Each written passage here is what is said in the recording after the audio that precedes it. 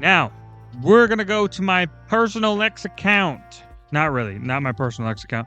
This is the quote-unquote channel X account, you know, the creator X account, whatever the fuck. So, as your boy does, I have the most based takes on everything. No, I'm kidding. But I do like throwing in some cheeky replies every once in a while, right? So, Andrew Tate posted, Sky-Fi, ask me anything. My response was, why is Tristan gay? Gavin Newsom, eggs, beef, bread, bacon, chicken, orange juice, all up. Don't believe his lies. My response, speak for yourself, idiot. It's down $2 here, which it is. It has continued to go down more and more here in the state of South Dakota. I don't know how it is for everybody over in Sioux Falls, but I've been paying close attention to the Rapid City prices, and things are looking pretty nice. I ain't gonna lie. We're looking good out here. Things are getting cheaper. Then again, we produce a lot of that stuff here in state. So it's not like we have to it's not like we're shipping shit in from fucking Washington or some shit. Like we're not bringing shit in from New Jersey, right? Most of the stuff that we get here and we eat here is grown here. So, you know, it's not that big a deal here. My next one, surely you're joking. We're talking about the UFC Pride Night, not the Pride Fighting Championships, but the UFC Pride Month event, a special celebration for the LGBTQ community, which I think is an absolute fucking farce, because this is a sport of which you are physically trying to do harm to the other individual. So, the thing that matters the most in that scenario is genetics. It's your biology. It is your gender that matters the most. I'm not gonna go fucking take John Jones and have him go fucking fight Ronda Rousey. It's not fucking fair. It's not fair to anybody. So I made that point. I said, surely you're joking. The sport of which gender is the most important has some Pride Night bullshit. And obviously, specifically, I'm talking about the LGBTQ bullshit. I love Pride. I think Pride's fucking sick. And I hope it gets an even higher, you know, popularity. So, and then of course, me talking about the Hassan shit. This was from a few days back, though, and same thing with this one. No, this one's not. No, that's 6 hours ago. But the likelihood of Hassan shocking his dog live is probably 100% based on the collar and the attitude Hassan had during the incident. Taking your frustration out on your animal is never okay in any circumstance. If you condemn anything, it's that. And that's all I have to say further on that situation. The collar has been found. It's been proven that it is a shock collar.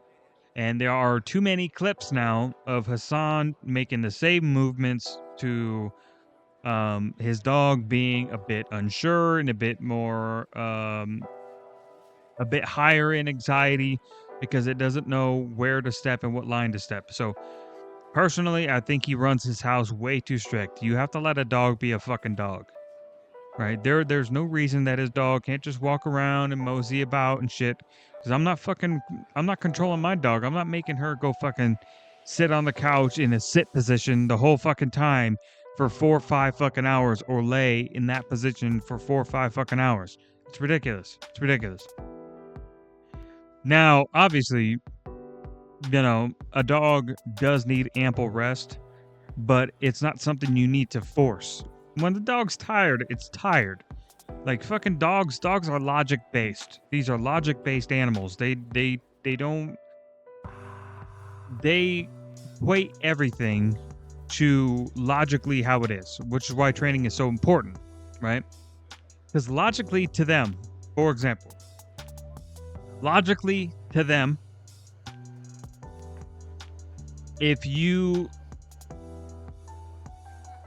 let's say, if you only fill the food bowl in the morning, then logically to them, they're going to say, I get no food until tomorrow, over and over. And once that routine and that habit is built, you'll probably see your dog, it won't eat everything all at once. It'll probably eat half the bowl. And then later in the day, toward the end of the day, they'll probably eat the other half the bowl. Because they know the next day in the morning, they're going to get a fresh new bowl. Right? And that's completely logic based. It is completely based off of routine. It's based off of training. It's based off of, what your daily schedule is, which is why these things are so important, right? And that's also why dogs that have no schedule, they have no exercise, no training, act up. I saw a video recently of two Rottweilers that absolutely tore this guy's house to shreds. I mean, shredded his couch, his mattress, his bedding, his fucking anything that was a fabric, and even some like the fucking like leg off of a chair got ripped off. Like these Rotties destroyed his house. Laundry, all of it, fucking ripped up. And it's because these dogs are not stimulated. He didn't have any training for these dogs. He didn't exercise these dogs. And these are dogs too, Rotties. Rotties are much easier to exercise than, say, a fucking border collie. Like a border collie, Australian shepherd, these dogs are very, very high drive. They're very, very fucking stamina, a high stamina surplus dog. I mean, they just want to run. And they they have a long battery. So exercise is so important for them. And especially because the border collie, especially because the Australian shepherd, to a degree, it's a very smart dog, but the border collie is exceptional in how smart it is. So training is so important. That mental stimulation is so important for that breed of dog, which is why they're oftentimes given to people who know how to handle working line dogs because of what kind of drive they have.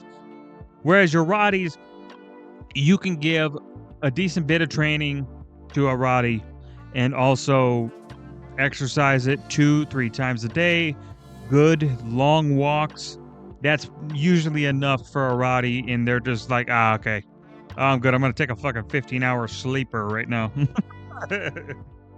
And it's the same thing for like pit bulls and other bully breeds.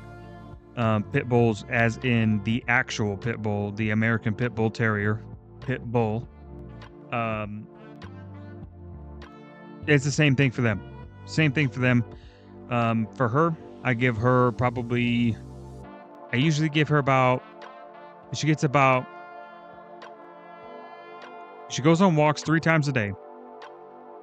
For me, because like while I'm at work, I have a dog sitter who comes here to my place, and she grabs her and she takes her on a shorter walk.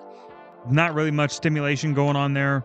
Probably, I think her average is like 8 minutes, 8-minute walk. And then with me, it's closer to 20 to 30-minute walk. And then she also has a little bit of playtime with me, whether that's outside or whether that's indoors, and we'll play with the toys that she has in the house. And then, of course, she does 2 training routines. The training routine is usually separate from the walk, so that extends the walk a little bit more-ish, but it's more so of like running through commands as we're walking. So she gets both training stimulation for mental stimulation, and she gets exercise at the same time, where when we get to like big grassy patches where there isn't anybody around, I let her do dog things. I let her just separate from me for a good distance. She can go smell, freaking get the sense of all these other dogs and, do her dog stuff. But yeah, I mean, that's what it comes down to, right? You could solve probably 90% of your issues with training and exercise for your dog.